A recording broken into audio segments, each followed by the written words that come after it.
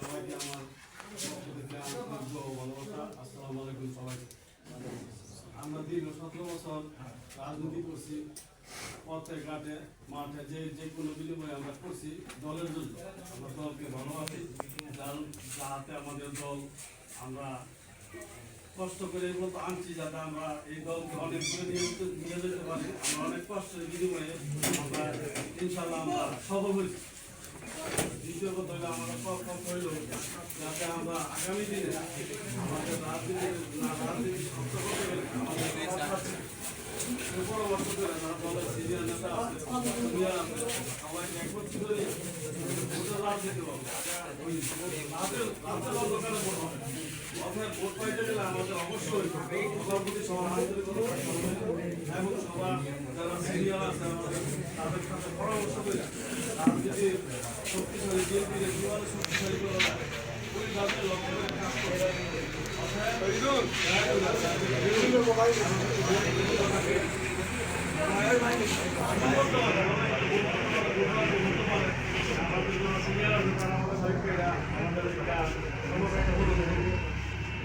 আমাদের আমলিগের দিক থেকে যে সমস্ত আন্দোলন লেগেছে ওই আন্দোলনটা মানুষের সাথে মন ক্ষুণ্ণ হয়েছে, মানুষের প্রকাশে কিছু বলতে পারে না। দয়া করে আমাদের যাতে ওই পলকের সাথ না নিতে হয় যে বিএনপি ওইরকমই আচরণ হচ্ছে। মানুষের আন্তরিকতা ভালোবাসা তৈরি হয়, আমরা যাতে ওই বাজে রাজনীতি করতে পারি, যাতে আমাদের মানুষকে বাসাতে যাইতে আমরা আমাদের ভোট দিই, আমাদের ভালোবাসার টানে যাতে মানুষ আমাকে আগে এসে আমাদের ভোট দিতে দেয়, আমাদের দল অঙ্গ সংগঠন আরো শক্তিশালী হয়। ওই রকম আচরণ আমাদের সামাজিক গায়ে সবার সাথে করতে হবে। একজন প্রতিবন্ধী, সে আমাদের একজন ভোটার, আমি একজন শক্তিশালী, আমিও ভোটার, আমার ভোটের যে মূল্য আছে প্রতিবন্ধী লোকের ভোটের মূল্য আছে। অতএব রাজনীতি ভাই আপনাদের কাছে বড় অনুরোধ, যাতে আমরা শক্তিশালী হিসাবে আমাদের এই এক নম্বর ওয়ার্ড আমরা শক্তিশালী করে গড়ে তুলতে পারি। যেহেতু একজন প্রধান কার্যালয় হয়েছে, একজন একটা ক্লাস লাগে, অঙ্গ সংগঠন যাতে বসতে পারে, নির্বাচনী অথবা দলীয় আলোচনা করতে পারে, একটা জায়গা লাগে। ওই জায়গায় আমি যাতে সুসংগঠিত হয়, আমরা একদম ওয়ার্ডে আমরা একত্রিত হয় চলতে পারি, তার কারণ সিদ্ধান্ত আমার বক্তব্য।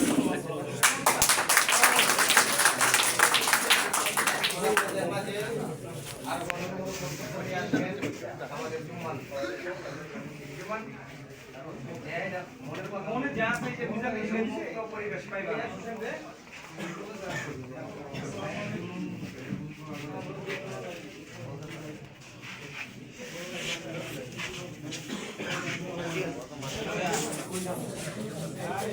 কথা বলে না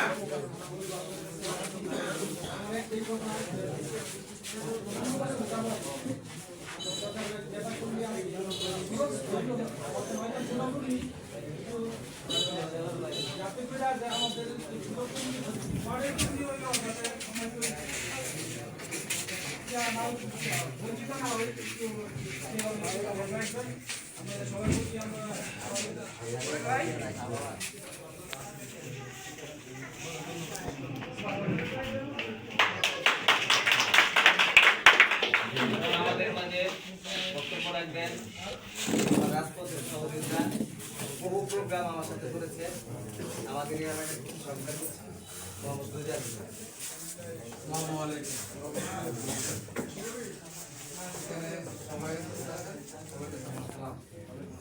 সবাই ভালো আছেন? আমরা এখানে রাজনীতি করি,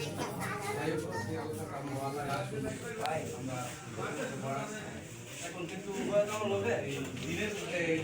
দিনের ভোট রাতে হবে না, মানুষের ভালোবাসা দিয়ে ভোট আনতে হবে। আমরা সবাই আমরা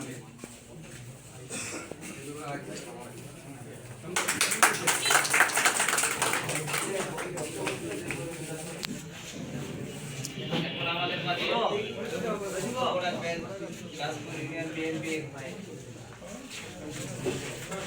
সভাপতি আমাদের এলাকার যারা মোহাম্মদ হানিফ ভাই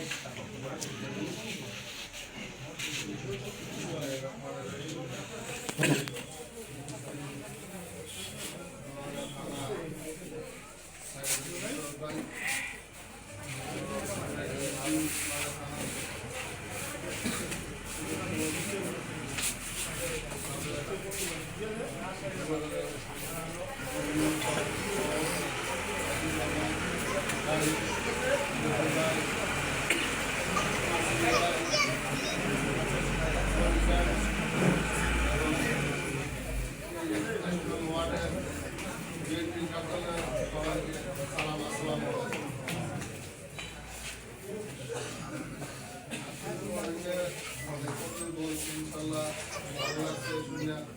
বক্তৃতা দেওয়ার কোনো অভ্যাস নাই, সেরকম ভাবে আমি বক্তৃতা কোনো সময় ধেয় নাই। এই প্রথম একদম ওয়ার্ডে করছিলাম, আলোচনা করছি দ্বিতীয়বার আজকে আমি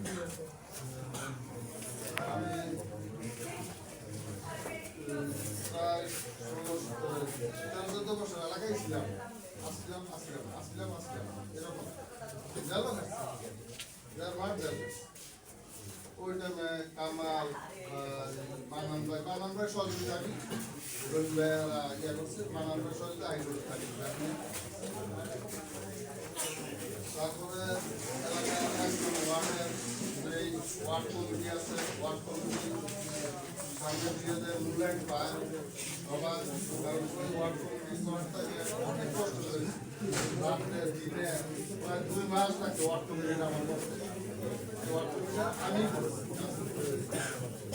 ওয়ার্ড কমিটিটা করতে গিয়ে আমার 2 মাস সময় লাগছে। আমার সহযোগিতা নিয়েছি, তারপর অনেকে আমার সহযোগিতা করছে। যাই হোক, এখন সামনের দিকে আমাদের ওয়ার্ড কমিটির মূল্যায়ন পায়, ওটা আমাদের কাছে আশা করি। তারপরে যে লোকজন আছে তারা যেমন শিকার না হয়, সবাই আমাদের খেয়াল রাখতে হবে।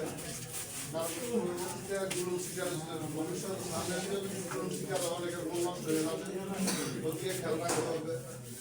ওইভাবে আমাদের সবার সাথে কাঁধে কাঁধ মিলে বিএনপির লোক, বিএনপির কর্মী, বিএনপির ভোটার সবাই যেমন আমরা একটু মিলামিশা আনন্দে সামনে নির্বাচনটা সুন্দরভাবে করতে পারি, ওদিকে আমাদের খেয়াল রাখতে হবে।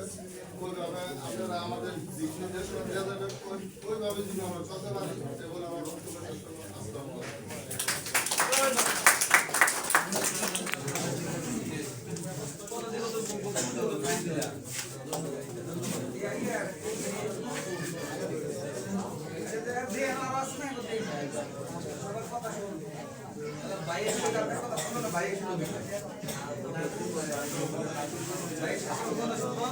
এখন আপনাদের মাঝে বক্তব্য রাখবেন আমাদের গর্ব, আমাদের এলাকার সন্তান,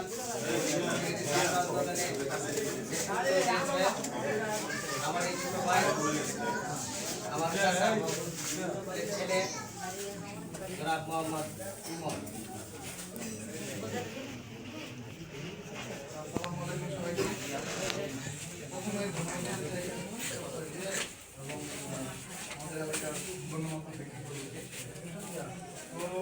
সবাই তো মোটামুটি ফিউচারের কথা বলতেছে, আমি একটু পাস্টের কথা বলতে চাই।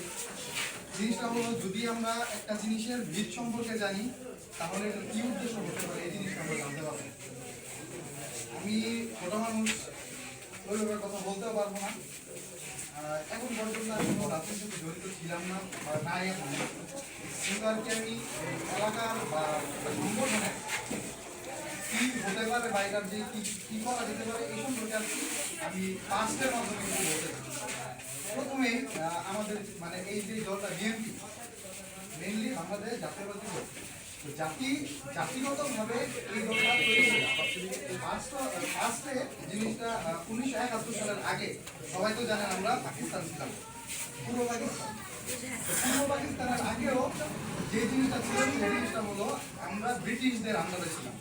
ব্রিটিশদের আগে আমরা রাজা ছিল, রাজার আমাদের শাসন সিরাজউদ্দৌলা। সিরাজউদ্দৌলা ছিল বাংলার শেষ নবাব। তারপরে ব্রিটিশরা আমাদের পুরো দেশটাকে শাসন করেছে প্রায় 190 বছর। 190 বছর পর পাকিস্তান এবং ভারত পুরো উপমহাদেশটা ছিল ব্রিটিশের আন্ডারে। পাকিস্তান এবং ভারত দুইটা দেশে বিভক্ত হয়। এই পাকিস্তান ভারতের মাঝখানে ছিল ভারত, এক সাইডে যেদিকে পূর্ব পাকিস্তান, এক সাইডে পশ্চিম পাকিস্তান। এর ফলে আর কি আমাদের একটা বৈষম্য সৃষ্টি হয়। মেন কথাটা যেটা বৈষম্যের যে সৃষ্টি হয়েছে, এই বৈষম্যের কারণে এই পুরো দেশটা একদম এবড়ো হয়ে গেছে।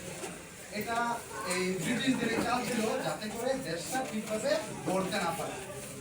তো আস্তে আস্তে আমাদের যেই জিনিসটা হলো, আমাদের যুদ্ধ হলো বা 52 থেকে শুরু করে একদম 71 পর্যন্ত আমাদের নেতৃত্ব অনেকে দিয়েছেন। এর ভিতরে সবচেয়ে প্রখর নেতৃত্ব দিয়েছেন ভাসানী সাহেব। তো উনি যখন স্বাধীন থেকে চলে আসলো তখন আস্তে আস্তে অনেক নেতা অনেকে তৈরি হলো।